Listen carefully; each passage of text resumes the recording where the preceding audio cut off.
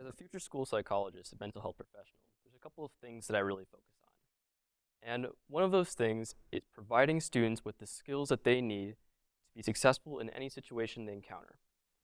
The next thing is it evidence-based? Is what I'm providing my students actually going to affect them based on good research?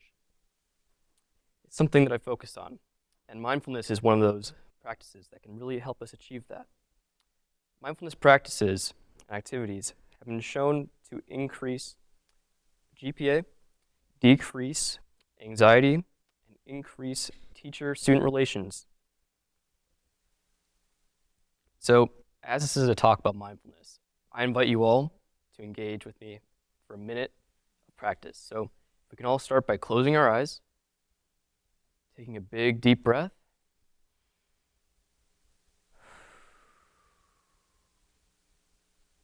and then just beginning to find the breath as it comes.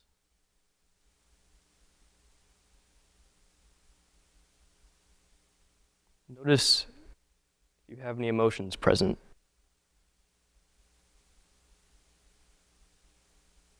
If you're happy, sad, anxious.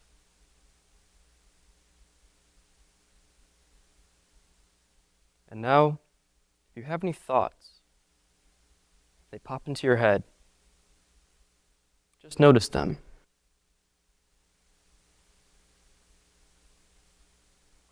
All right. Thank you for engaging with that. So, I think it's important to note that since mindfulness has become just so popular over these last few years, I felt it needed to be important to define it so we kind of know where I'm coming from with this. So, we can look at mindfulness as a set of skills, and that's developed through practices, much like the one we just did, or if not, through something similar. And it focuses on meta-attention. And what does meta-attention mean? Meta-attention is that process of looking at thoughts.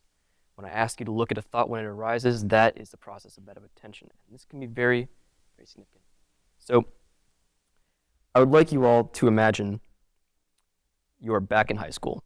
I know it's not great, but just imagine you're walking through a hallway, you smell that unmistakable floor cleaner that just permeates throughout the school, and you're walking down, maybe you're going to lunch or something, and you walk by your science classroom. And you think to yourself, oh my God, I have a test in 2 days and I haven't started studying yet. And you just get this horrible pit in your stomach and you get a chill down your spine, and you think, oh my God, I'm gonna fail this test. I'm absolutely gonna fail this test. And because I'm gonna fail this test, I'm not gonna get in that school I wanna get into. And because I can't get in the school I wanna get into, I'm not gonna get the job I want. And because of that, I'm gonna end up a complete failure, a waste of space.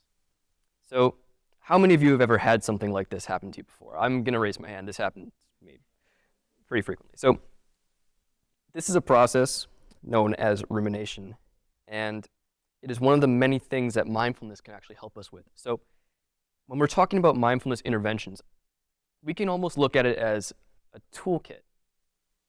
Look at this, it's beautiful, I made it myself.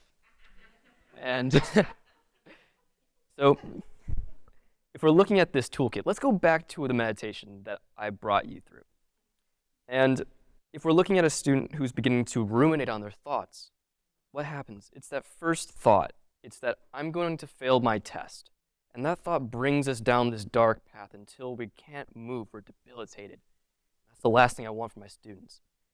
So with that mindful practice, what I'm teaching them is to look at thoughts as if they're just objects. And because they're just objects, I don't need to follow down that path because it's not as real as I imagine. Next is the process of looking at your emotions. When you feel that, you can just step away. You have the ability now to just look at it. And the funny thing is, once you're just looking at it, it begins to fade. But here's the last thing. It doesn't always fade. Sometimes your heart rate is still going and you just feel a little bit out of control. So that's why we have some breathing exercises to go with it that help us slow down our heart rate and slow down and relax the central nervous system.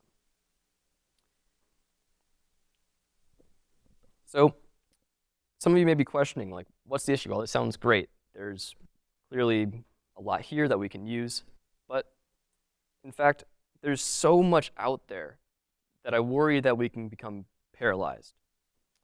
So mindfulness is it's a good skill, it's a good way to help students, but in all of this information, I'm afraid that sometimes we lose what the core tenets are, and we will engage in providing students with activities that don't really follow data-based practices and also focus too heavily on prompts. For some of these, the practice could not be done without the colorful picture.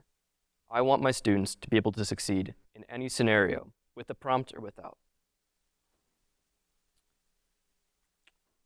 So, what can we do as teachers, school staff, members of the community? Well, it's important to note that we need to be consistent with our mindfulness-based practices if we're going to do them. In fact, research has shown that mindfulness-based practices need a lot of time and commitment. If we do this intermittently, we may not get the long-term effects that can really support our students. We need to focus on providing these interventions consistently and over the course of several months, because it takes time to build these skills. We need to sharpen our tools, if you will. And because of that, any of you can support students in building good mindfulness-based practices through interventions, through even things online, and we can all create a better future for our students in that way. Mindfulness-based practices have helped me immensely in my own life, and I have very strong opinions that it can help many students as well. Thank you so much.